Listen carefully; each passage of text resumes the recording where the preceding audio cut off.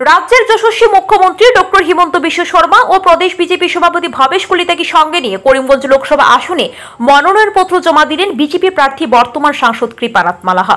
করিমগঞ্জ কলেজের মাঠে কার্যকর্তা সম্মেলন শেষে প্রার্থীকে নিয়ে জেলা উপায়ুক্তের কার্যালয়ে গিয়ে উপস্থিত হন মুখ্যমন্ত্রী।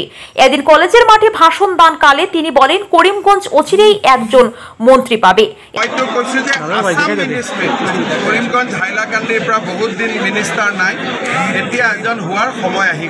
এছাড়াও বলেন, করিমগঞ্জের মেডিকেল কলেজ 3.5 বছরের মধ্যে তৈরি হবে।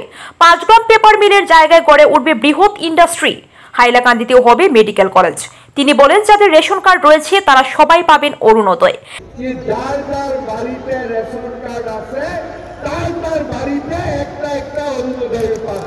এছাড়া মেয়েদের শিক্ষার জন্য সরকারি তরফে আর্থিক সাহায্য প্রদানের কথা জানান।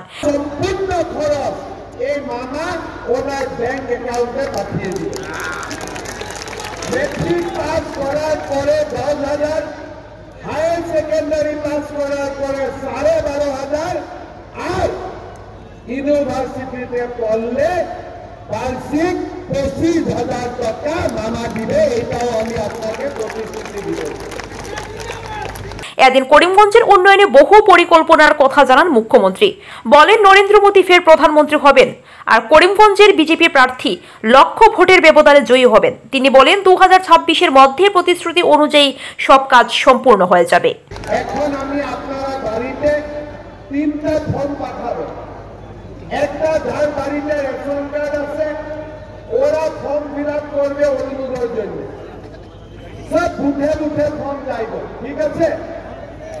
তারপরে একটা ফর্ম থাকবে ইন্স্যুরেন্সের জন্য, আর একটা ফর্ম থাকবে এই বেটির ফ্রি এডুকেশনের জন্য।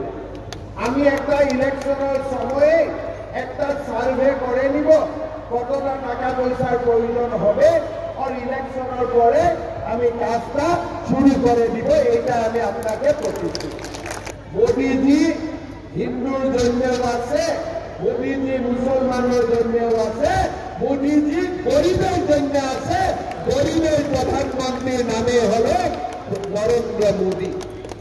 এই জন্য আমি আপনাকে সবাইকে রিকোয়েস্ট করবেন কি করিমগঞ্জ হাইলাকান্দি জেলার সার্বিক উন্নয়নের জন্য সব একে মঞ্চ খাড়া হয়ে আপনারা কৃপানাথ মালাকে 1.5 লাখ ভোটে জিতান। ঠিক আছে? আশীর্বাদ সদায় বিচাৰি থাকোঁ যাতে বৰাকৰ উন্নয়ন আৰু মাননীয় মুখ্যমন্ত্ৰী সদায় বৰাকৰ উন্নয়নৰ কথা কৈ থাকে। এইটোৱেই ডাঙৰ কথা।